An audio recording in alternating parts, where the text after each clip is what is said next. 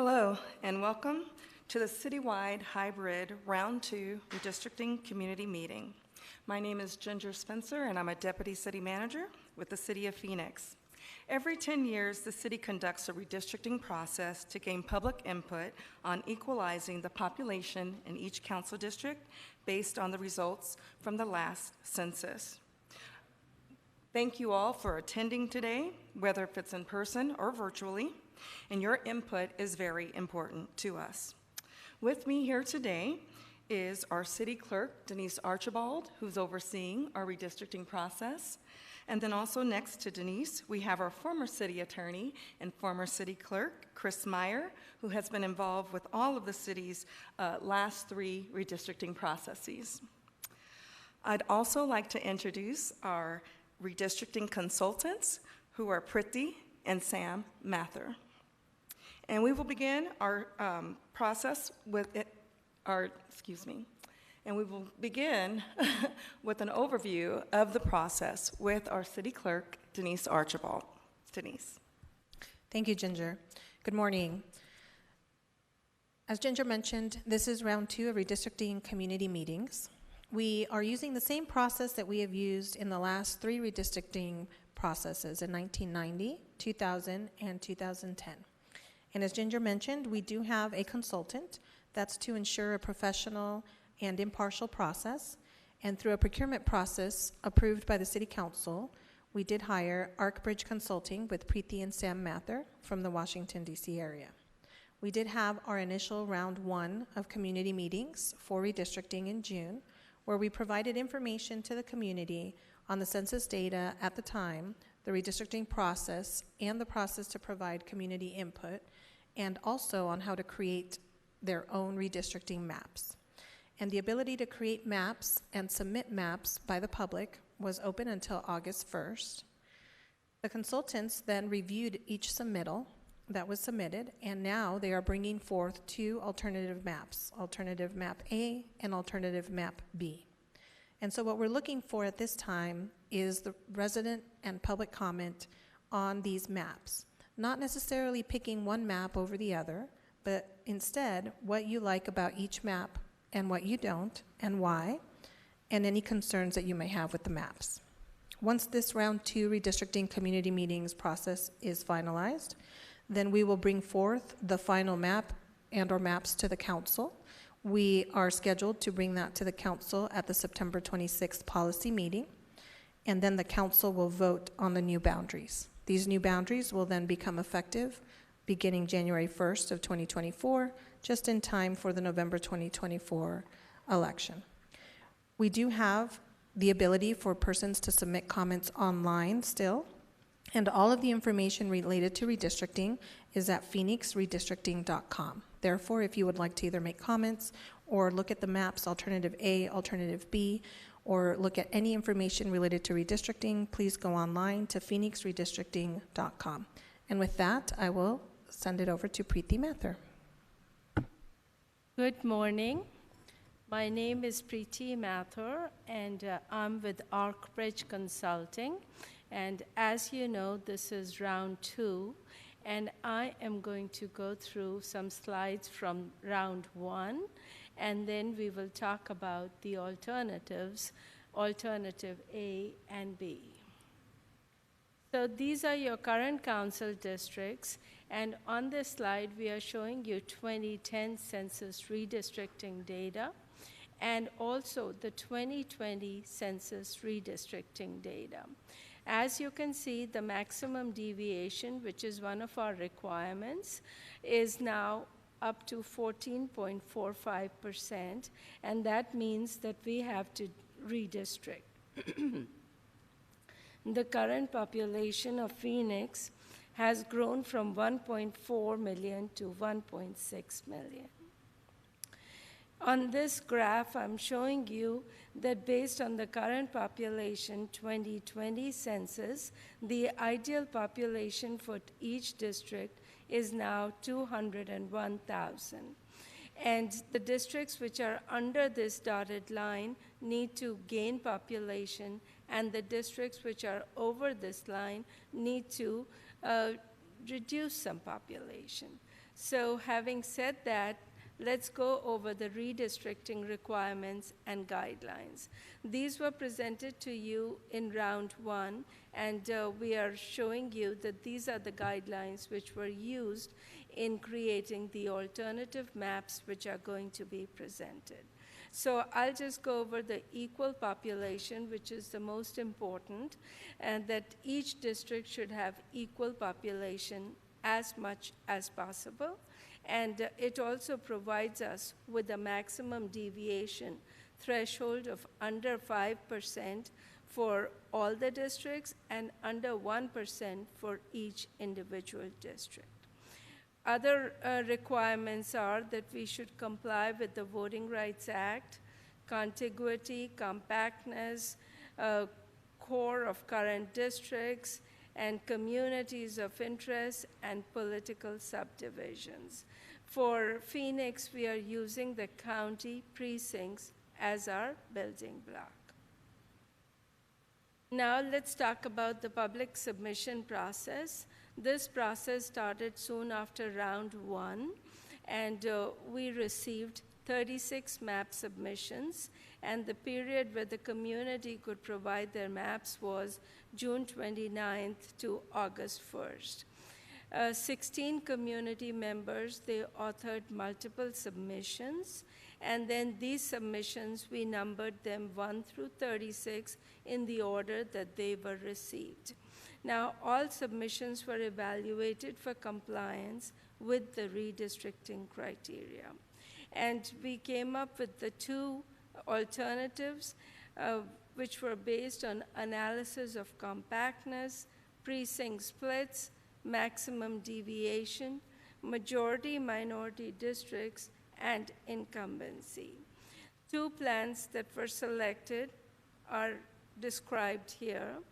Alternative A is based on feedback that we received from round one meetings, and also from the comments that we had received from the community. Alternative B was selected from one of the 36 submissions by the community. We did make some minor tweaks to these so that they would comply with the redistricting criteria.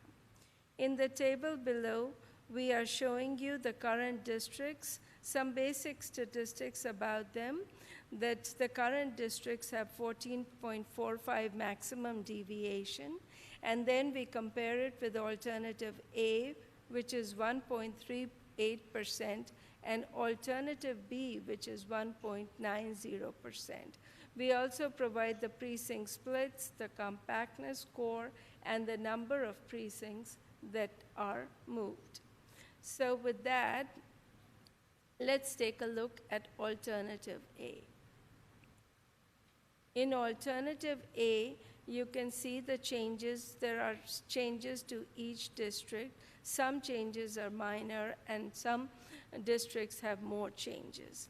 Overall, you can see a list of all the precincts which have been moved. So here on one side of the table, we have the precinct name, and on the right-hand side, we have the change. So moving on now to alternative B, or before that, I want to talk about the majority population by district, as that is one of our redistricting criteria. So in the current districts, you have 4 majority Hispanic districts and 4 majority non-Hispanic white districts. We have maintained the same 4 in alternative A, and on this table, you can see the percentages as well as the numbers for total population and voting age population.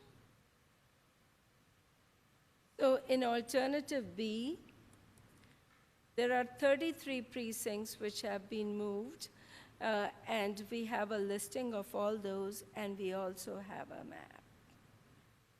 And these maps are also online, and once again, we have the majority population for alternative B. And we maintain the 4 majority Hispanic districts and 4 majority non-Hispanic white districts. And now I'm going to go through a comparative analysis of alternative A and B.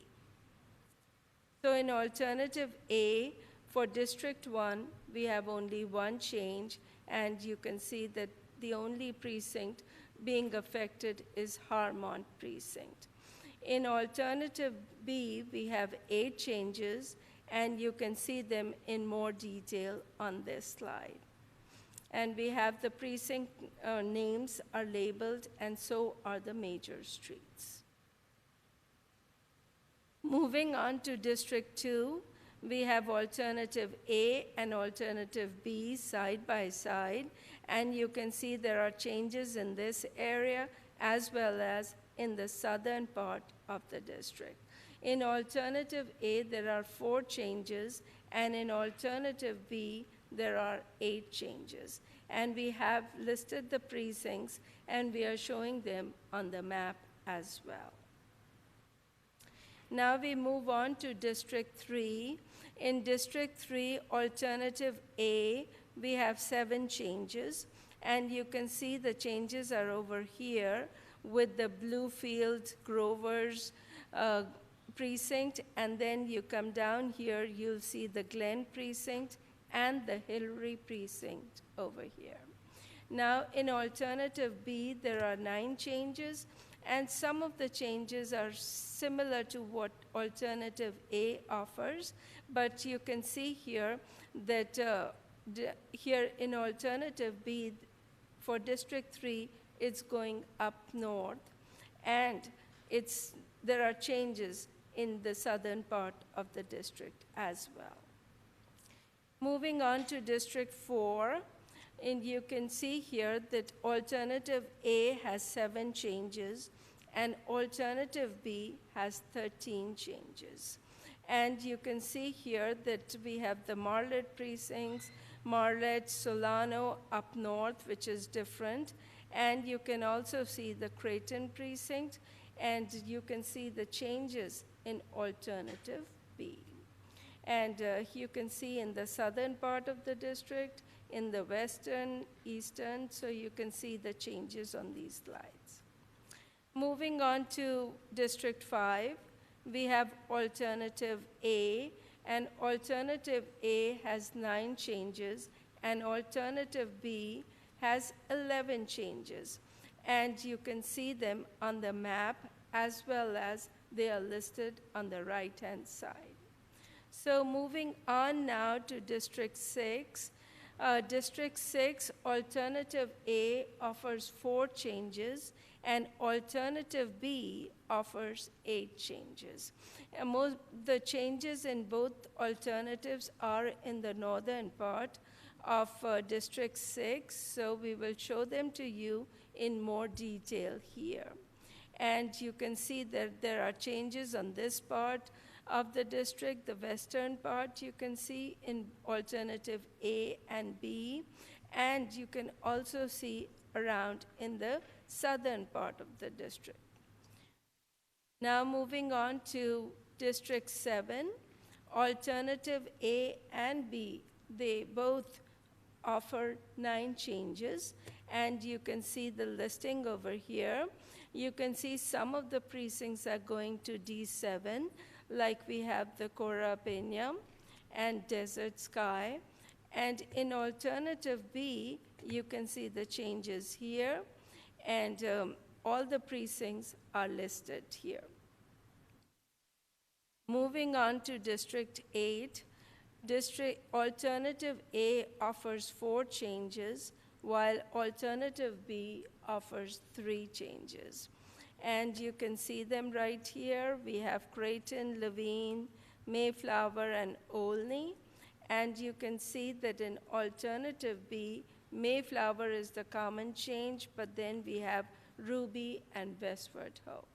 With these, we have gone through the districts 1 through 8 and done a comparative analysis of the districts in alternative A and B. And now we are open to any questions or comments that you may have. Thank you, Priti, for that presentation. We will now start calling the names of speakers for public comments.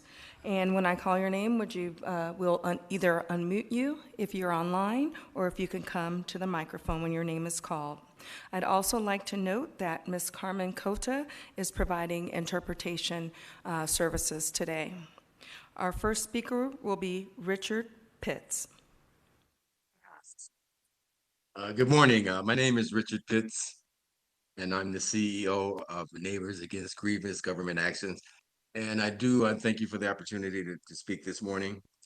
As I was reading over the redistricting plan, I was very interested in the goal of a maximum deviation between the least and most populated districts of less than 5% and less than 1% for individual districts. And I was interested in to know how that formula was applied to preserve the minority voting rights against gerrymandering, which has been a big problem, not only in this state, but throughout the country. Thank you.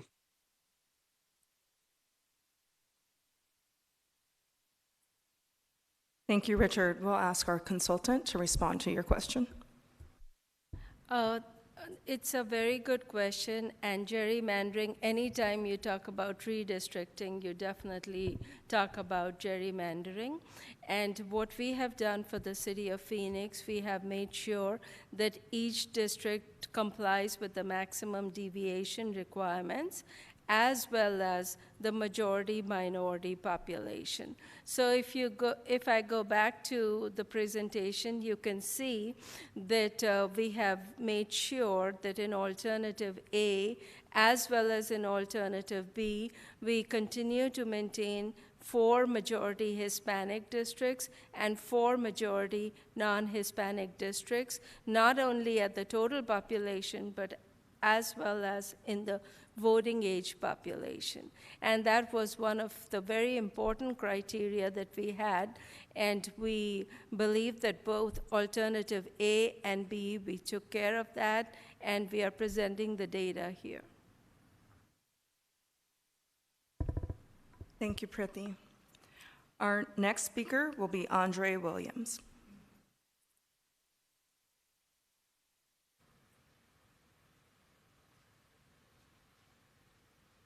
Is the mic on? Okay. Good morning. Good morning, Mayor, council members, members of the City Manager's Office, the entire redistricting team, and fellow residents of Phoenix. My name is Andre Williams, and this is my 3rd time participating in the redistricting process, the 2nd time in a week. I have been a political opponent of Councilwoman Guardado since I ran against her in 2020. It was an honor to have received the vote of thousands of our wonderful Phoenix residents in District 5. Unfortunately, thousands of our District 5 residents may be knowingly deprived of the opportunity to vote for me again or for the first time in 2024 because the redistricting committee has put forth maps to be adopted by the council with the foreknowledge that a political opponent of a current council member who was up for re-election in 2024 will be drawn out of the district. Prior to beginning the first round of community feedback process, it is not likely the redistricting committee was aware that their initial proposed map would result in drawing out a political opponent of a current council member. However, soon into the first round, on June 27, 2023, I made the committee aware that I am a political opponent of Councilwoman Guardado, and that I am actively campaigning to run against her in 2024. I made it clear that drawing me out of the district would strip away a voice from thousands of Phoenix residents unnecessarily. Removing a political opponent of a current council member through the redistricting process knowingly may have federal legal implications, as well as some of the following characteristics that are undesirable in our system of government. It would knowingly give Councilwoman an advantage of not having to face an opponent in 2024 whose name is familiar with voters. It would knowingly increase the likelihood that Councilwoman would go unchallenged in 2024. It would knowingly deprive voters of a choice that a significant portion of the voter bloc in District 5 chose in 2020. It would knowingly undermine even further public trust in our government. So on June 27th, 2023, and thereafter, any proposed map put forward by the committee that has drawn me out of District 5 would have been done so willingly with the knowledge that it would remove a political opponent of Councilwoman Guardado. One can argue amounts to tampering with the election process in favor of the incumbent. Mayor and council members, the redistricting committee will either send you alternative A, which had drawn me out of the district, alternative B, which has kept me in the district, or both, or other equivalent maps. You should outright reject any option that would eliminate me from District 5. I am not saying that there is corruption in the process, but that if there were corruption in the process that would have sought to give an advantage to a current council member, the council would not be privy to it. That is why, knowing what you know now, you should pursue the strictest of ethical standards. That is, avoiding even the appearance of wrongdoing. I appreciate you giving me this time to speak. Have a wonderful day, and God bless. Mr. Williams, thank you for your comments. Just to clarify a few things, when we started this process for redistricting 2023, our original maps that we had presented, which was called Plan A, that was drawn by our consultants, and it was strictly looking at data, and that was done before they had met with any city staff or council members at that time. The precinct that we're talking about is the Sunny High precinct, and as you had stated, in alternative A, the recommendation is to move Sunny High, which is currently split between two districts, Council District 3 and Council District 5, and to move it into Council District 3. Alternative B also shows the split currently between Council District 3 and Council District 5, and it's actually recommending that it be split into 3 different council districts, Council 3, 5, and 6, but to Mr. Williams' point, it would not impact him. As we've gone through this process, what we have stated is that the rules currently apply to the incumbent members to make sure that we are not drawing them out of their current precinct. And as Mr. Williams stated, he has attended 3 of our meetings. He attended the round 1 meetings, which were in Council District 5 at the time. And last week for round 2, he attended the meeting in Council District 3. And then he is again at our citywide meeting. We are taking your comments into consideration, as well as the comments that we've received from other residents that are in that Sunny High precinct, where there have been a few members of the community who've stated that they would prefer to move from District 5 to District 3. So we take all of this into consideration, and again, we thank you for your input. We are listening, and then the final recommendation will basically be made, making sure that we're not violating any rules or laws, that we are taking all residents' input into consideration, and that we are meeting and falling below the maximum standard deviation for citywide, as well as the, which is 5%, under 5%, and then under 1% for each council district. But again, thank you, sir, for your participation and your comments, and it's duly noted. Our next speaker will be Richard Hawk.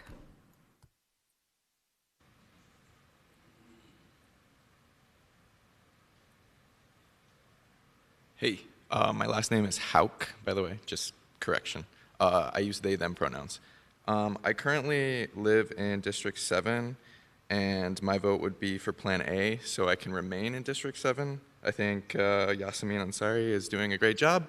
Thank you for your service. That's all I have. Thank you. Sorry for mispronouncing your last name, and thank you for your comments. Our next speaker will be Mike Brannon.